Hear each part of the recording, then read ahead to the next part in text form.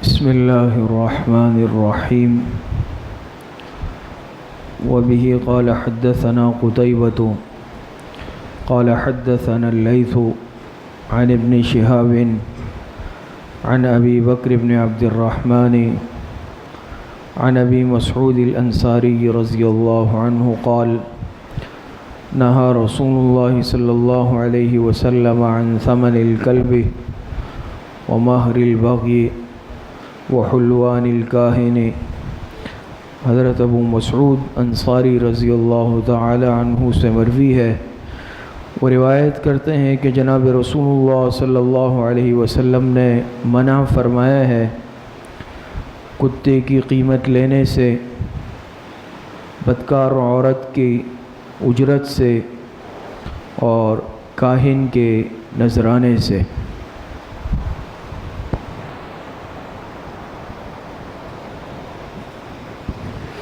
یہ ترمذی شریف کی روایت ہے۔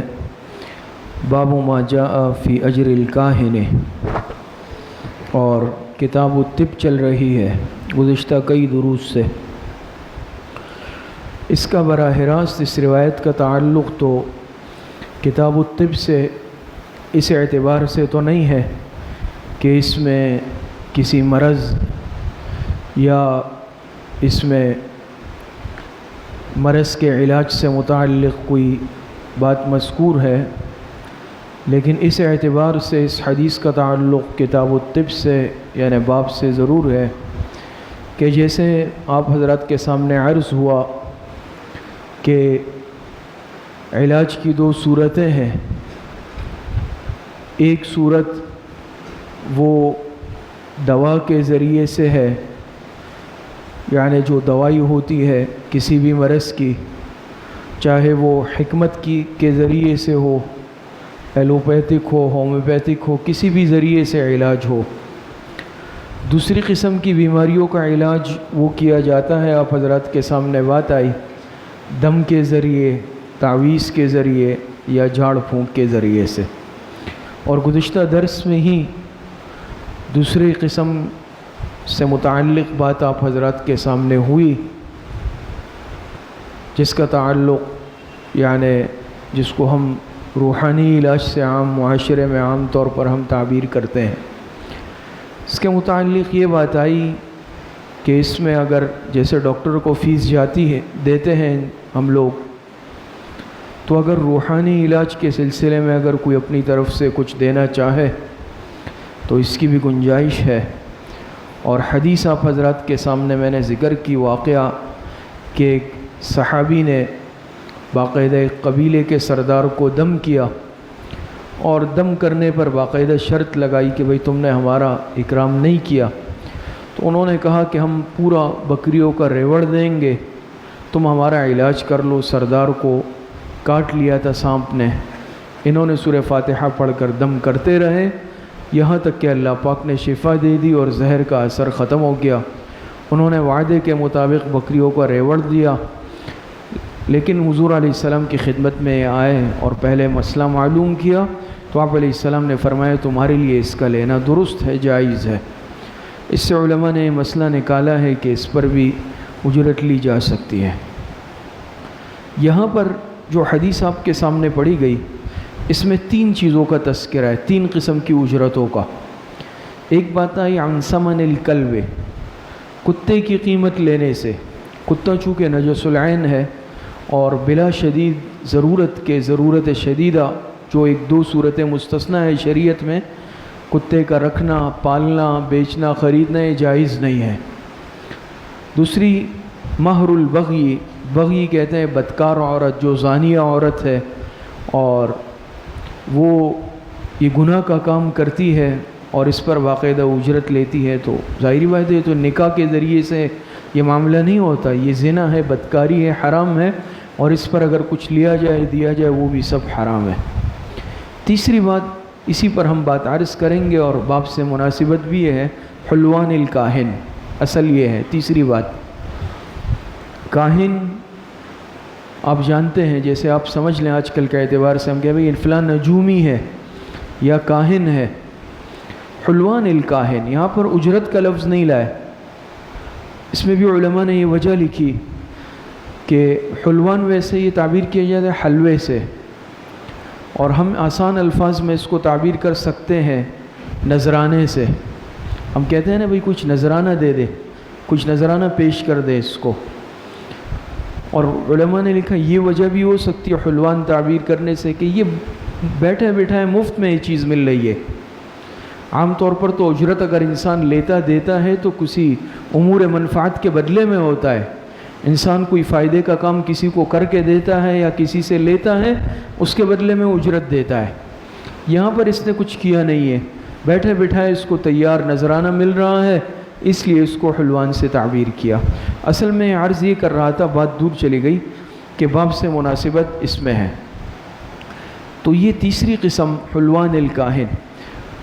تو میں عرض یہ کر رہا تھا کہ کوئی یہ نہ سمجھ لے کہ ان کے لیے بھی یہ لینا جائز ہے، جیسے کہ دم ہے، تعویذ ہے، اس پر اگر کوئی اجرت لے رہا ہے تو دم کرنا، تعویذ یا اس کے ذریعے سے علاج کرنا یہ بالکل جائز ہے، اور اس پر اگر کوئی اپنی خوشی سے کچھ دے رہا ہے وہ دینا لینا بھی جائز ہے۔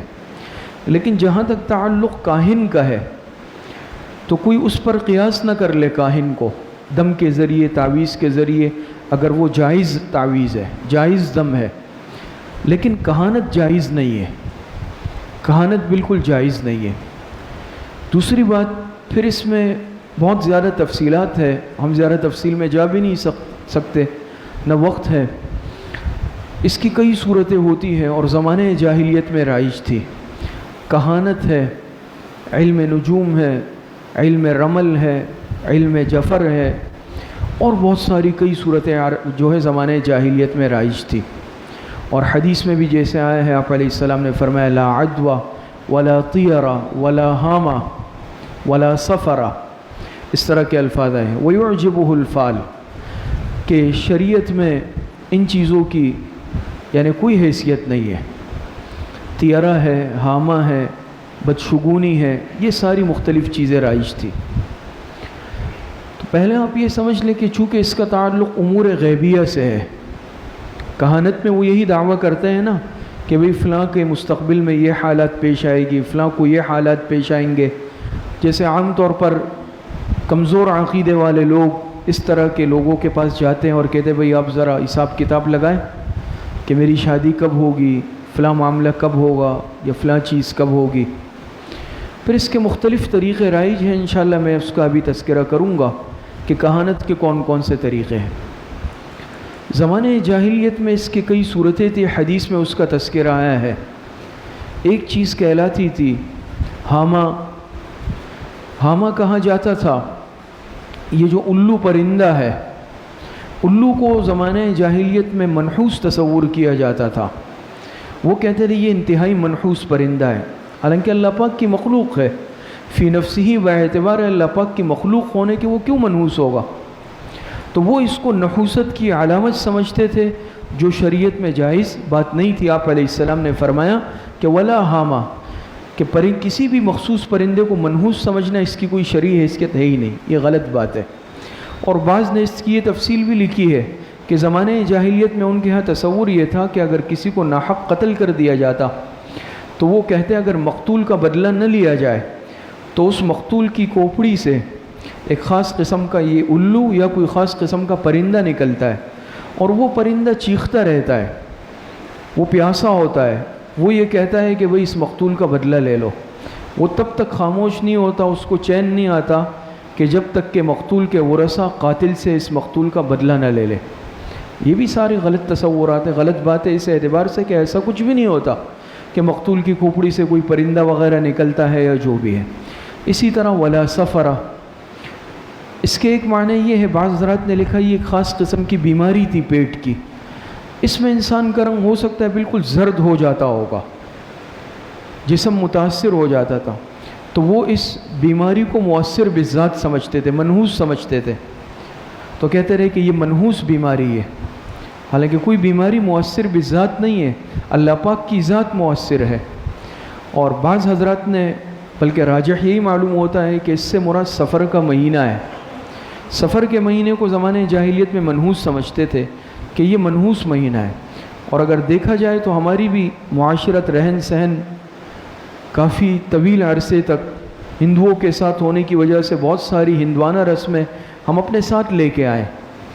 تو آپ نے دیکھا ہوگا اپنے بزرگوں سے، بڑوں سے، جیسے کہ بھئی کہ سفر کو منحوس سمجھتے ہیں کہ بھئی جیسے محرم کو بعض رات کہتے ہیں محرم میں شادی بیاہ نہیں کرو، خوشی کی تقریب نہیں کرو، کہ بھئی سفر میں بھی نہیں کرو، سفر کے بعد شروع کریں گے. بچے کی شادی سفر میں نہیں کرو، اس کو اچھا نہیں سمجھتے. تو اس کی تو کوئی حیثیت نہیں ہے، سفر کیوں منحوس ہے؟ تو ایسی کوئی بات نہیں ہے، یہ بالکل ایک غلط تصور ہے. اسی طریقے سے ایک چیز ہوتی ہے فال، جس کو ہم شگون کہتے ہیں.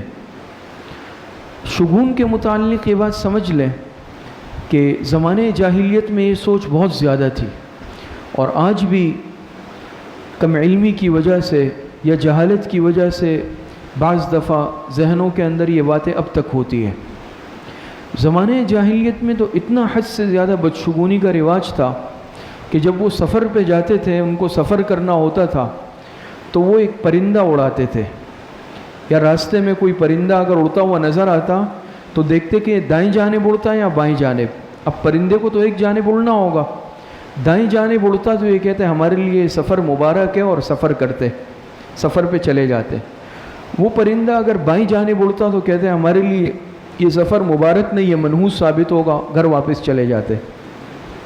یہاں تک کہ اتنا حد سے زیادہ غلو تھا کہ اگر کوئی پرندہ نظر نہیں آتا تو خود سے اگر کوئی پرندے کا گھونسلہ ہوتا یا کوئی پرندہ پکڑ کر اس کو زبردستی اڑاتے. پھر دیکھتے کہ دائیں جانب اڑتا ہے یا بائیں جانب اڑتا ہے. دائیں جانب اڑتا تو کہتے ہیں ہمارے لیے یہ سفر کیا، یہ نیک فالی ہے. بائیں جانب اڑتا تو کہتے تھے کہ یہ بدفالی ہے. تو بھئی اب پرندے نے ایک جانب اڑنا، اس کی شرعی کوئی حیثیت نہیں ہے. بدفالی کو حضور علیہ السلام نے ناپسند فرمایا، کسی چیز سے بدفالی لینا. یا جا رہے ہیں راستے میں بھئی دیکھ لیا بھئی الو اڑتے ہوئے نظر آیا، کہا بھئی ہمارے لیے صحیح نہیں ہے، آج کا دن اچھا نہیں ہے. یا جیسے آج کل ہوتا ہے نا کہ بھئی کالی بلی نے راستہ کاٹ لیا، کہ رہے بھئی آج کا دن اچھا نہیں گزرے گا. یا شروع میں گھر سے نکلتے ہی کسی سے لڑائی ہو گئی، کہتے ہیں بھئی تمہارا منحوس چہرہ میں نے دیکھا نا، میرا اس لیے اچھا دن نہیں گزرا. تو دن کے اچھا برا ہونے سے کسی کی ذات کا تعلق تھوڑی ہے، یا کسی سے ملاقات یا کسی کو پہلے نظر میں دیکھنے سے اس کا تعلق تھوڑی ہے کہ دن اچھا یا برا گزرے گا. تو آج بھی اس طرح ہوتا ہے کہ کالی بلی گزری یا فلاں ملا، صبح نکلتے ہی بھئی کام صحیح نہیں ہوا، کہ دکان میں بیٹھتے ہی لڑائی ہو گئی، کہ بھئی آج کا دن برا گزرے گا، منحوس ہوگا.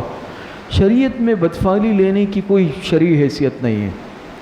کسی سے راستے میں ملاقات ہو گئی، اس سے نام پوچھا بھئی آپ کا نام، اس نے اپنا نام ایسا ڈراؤنا بتا دیا، کہا یہ تو بھئی منحوس دن لگ رہا ہے. لیکن ایک بات سمجھ لیں کہ نیک شگون کو آپ علیہ السلام نے پسند فرمایا ہے، اچھے شگون لینے کو.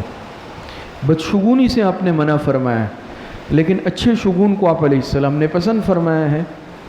انسان نکلے، کوئی بیمار ہے بہت عرصے سے، نکلا بھئی کسی سے ملاقات ہو گئی، یا سامنے کوئی آ رہا تھا، اس نے کہا بھئی یا سالم، یا اس کا نام پوچھو، اس نے کہا میرا نام سالم ہے، سالم سلامتی سے ہے.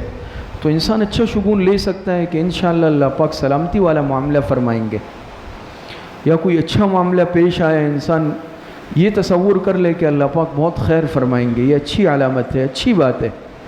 تو اچھا شگون لینا یہ تو شریعت میں پسندیدہ ہے، لیکن بدشگونی لینا، کسی چیز کو بدشگونی کی علامت قرار دینا، اس کو منحوس سمجھنا، اس کی ذات کو مؤثر سمجھنا برائی کے لیے، اس کی شریعت میں کوئی حیثیت نہیں ہے.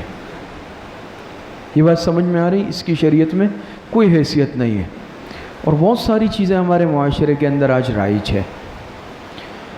ایک روایت میں آتا ہے آپ علیہ السلام نے فرمایا کہ کسی چیز میں نحوست نہیں ہے، اور اگر نحوست ہوتی کسی چیز میں تو یا تو وہ گھوڑے میں ہوتی، یا گھر میں ہوتی، یا عورت میں ہوتی. 3 الفاظ آئے ہیں، ترتیب ہو سکتا ہے میں نے آگے پیچھے کر دی ہو، لیکن ان 3 چیزوں کا تذکرہ حدیث مبارک میں آیا ہے کہ کسی چیز میں آپ نے فرمایا کہ نحوست نہیں ہے. اگر ہوتی تو وہ کس میں ہوتی؟ فرس میں، یا مرعہ میں، اور یا دار یعنی گھر میں. ان 3 چیزوں میں. تو کیا مطلب ان 3 میں نحوست ہے؟ اس کے علماء نے کئی جوابات دیے ہیں. ایک جواب یہ ہے کہ آپ نے فرمایا کہ کسی چیز میں نحوست نہیں ہے اگر بالفرض والمحال نحوست کا باعث کوئی چیز ہوتی یا بن سکتی تو وہ یہ تین چیزیں ہوتی، یعنی عورت، یعنی بیوی، سواری اور گھر۔ لیکن جب کسی چیز میں نہیں ہے تو ان تین چیزوں میں بھی نہیں ہے۔ جواب سمجھ گئے؟ کوئی یہ نہیں سمجھے کہ اس میں نحوست ہے اور گھر جا کے لڑنا شروع کر دے کہ وہ بیوی سے کہے کہ وہ آپ سن بھی لیا واقعی یہ تم ہی منحوس ہو، ایسا نہیں ہے۔ تو علماء نے اس کے جواب لیا گیا ہے کہ بالفرض والمحال ہے، اگر ایسا ہو سکتا تو ان میں ہوتی، لیکن جب کسی چیز میں نہیں ہے تو ان میں بھی نہیں ہے۔ دوسرا مطلب اس کا علماء نے یہ لکھا ہے کہ اس سے نحوست مراد نہیں ہے، اس سے طبعی موافقت مراد ہے۔ انسان کی ایک طبیعت ہوتی ہے نا، بعض دفعہ وہ طبیعت کے موافق نہیں آتی، تو اس سے مراد طبیعت کی عدم موافقت ہے، نہ کہ نحوست۔ پھر کیا مطلب ہے؟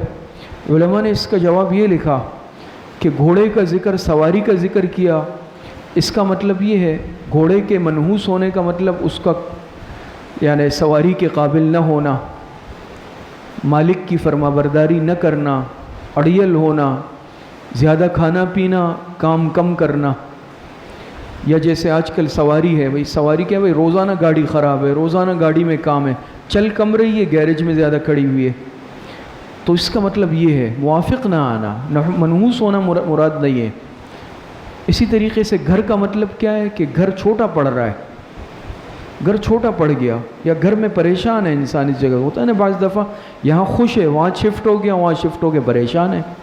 یہ طبعی عدم موافقت ہوتی ہے، اس کو ہم نحوست سے تعبیر نہیں کر سکتے۔ آپ حضرات نے بھی دیکھا ہوگا بعض مرتبہ ایک گھر میں انسان ہوتا ہے، بڑی خوشیاں آتی ہیں، بعض دوسری جگہ چلے جاتا ہے تو کوئی اچھی خبریں نہیں آتی، یا کوئی ایسے بیماریاں آ جاتی ہے، تو اس میں منحوس نہیں سمجھنا چاہیے گھر کو۔ بیوی کے اس سے کیا مراد ہے؟